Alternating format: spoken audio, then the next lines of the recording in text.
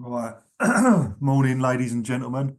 Um, Today I'm going to do a little update. It might be a little bit boring, this one. It's quite a long one, but if you've got debt collectors after you and you want to know how to get rid of them, it might come in handy. So bear with me. I'll try and make it as interesting as possible. Right. Long story short, I have got a debt collector called Link Financial Outsourcing after me. They sent me a bill sometime last year, and then hang on a minute,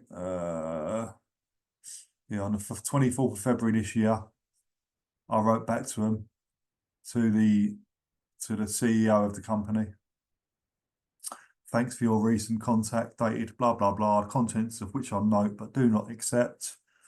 First of all, I'd like to point out that I do not accept any unilateral terms and conditions, deadlines, or charges outlined in your correspondence. I hereby request that communication from this point forward be made in writing or email only, and that you do not attempt to contact me by any other method. For the avoidance of doubt, this does not constitute a complaint and should not be treated as one.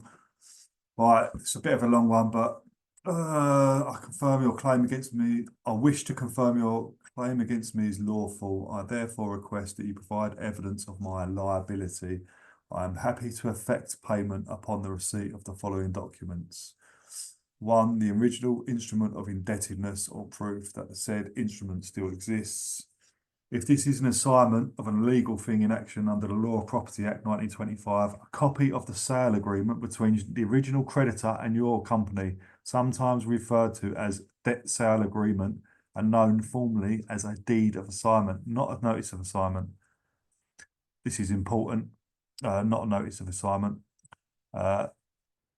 This should be granted by the assigner in compliance with Section 44 of the Companies Act 2006, if not in a solid deed format. Anyway, long story short, this goes on pages. I'm not going to read it all out. A solicitor wrote this. I will upload it to my website, which is peoplepower2023.co.uk. I'll upload it as a template. I've got to do some work on that website, actually. It's just a matter of time, really. So yeah, basically, I've accepted the debt as long as they can prove it with a deed of assignment. Yeah. So look, so I've asked them for that on the 24th of February. That was, I think. I've updated all these dates. That was on the 24th of February. Then I wrote back to them again on 3rd of June. Oh, they sent me a massive bundle of paper. That's right. They sent me, I got a thing through the door. Great big bundle of paper, all load of like invoices or whatever you call them. Nothing to do with it. That weren't in there. Nowhere to be signed. So I wrote back to them 3rd of June. Dear Lauren, because that was who I spoke to in the letter.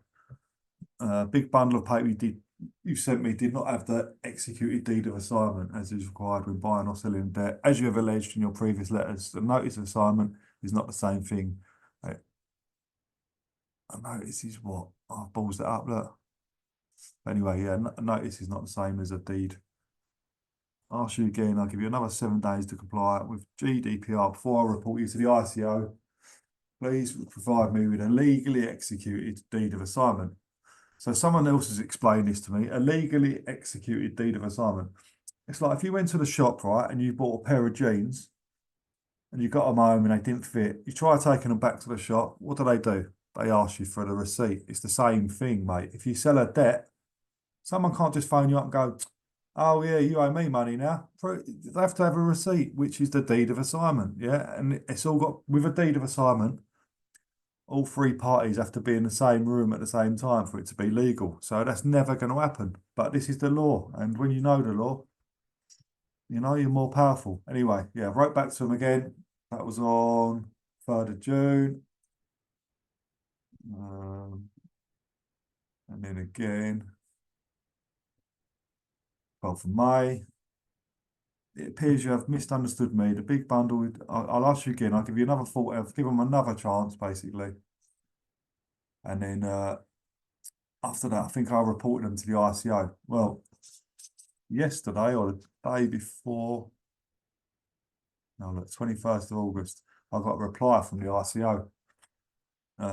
Dear James, thanks for submitting the complaints. We understand how important this is to you. It's important that organisations earn your trust by showing they've done all they can. No way. Right.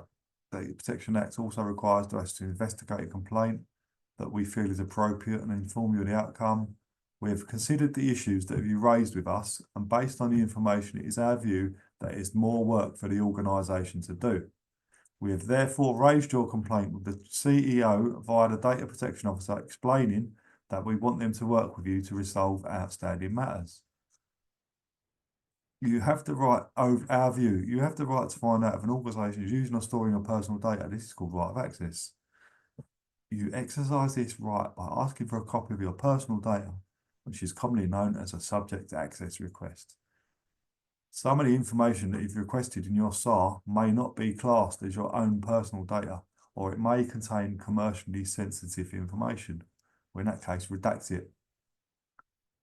You may be able to request some or all of this information under legislation, but not under the UK GDPR. What we expect the organisation to. We think the organisation may want to look again at the issues that you've raised. If the organisation believes that they have complied with the law, we expect them to clearly explain that to you. If something has gone wrong, we expect them to work with you to put things right and to learn from their experiences and improve their practices. We have allowed the organisation 28 days to consider the issues you have raised and consider next steps in your case. We expect them to be in contact with you in due course. Thanks for your matter. Well, that's quite a good result, I thought. Anyway, so I've got this one. I've just wrote this back to them. I've not sent it yet, but I don't know if to wait for them to get back to me. But long story short is if they can't prove the debt, then I've asked for it 4 times. They won't give it to me. Then they've got to get rid of the debt.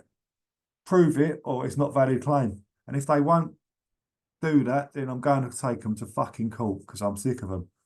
So, yeah, that's the long and short of it. But I'm going to wait for another 28 days, see what happens. If they can't prove the debt, they're going to have to get rid of it. And also, if they put any bad credit file things against my name, they'll be removing them. And if they won't, they're getting sued for defamation of character. So that's where I am with these debt collectors. If you're in debt, don't worry. It's all bullshit, honestly. I shit you not. All they can do is affect your credit rating. That's the worst they can do. They can come round and knock and ask for money and stuff like that. But basically, they're scumbags. When you borrow money, you borrow it out of thin air, and you don't owe anyone money. It's a nonsense. It's a whole Ponzi scheme.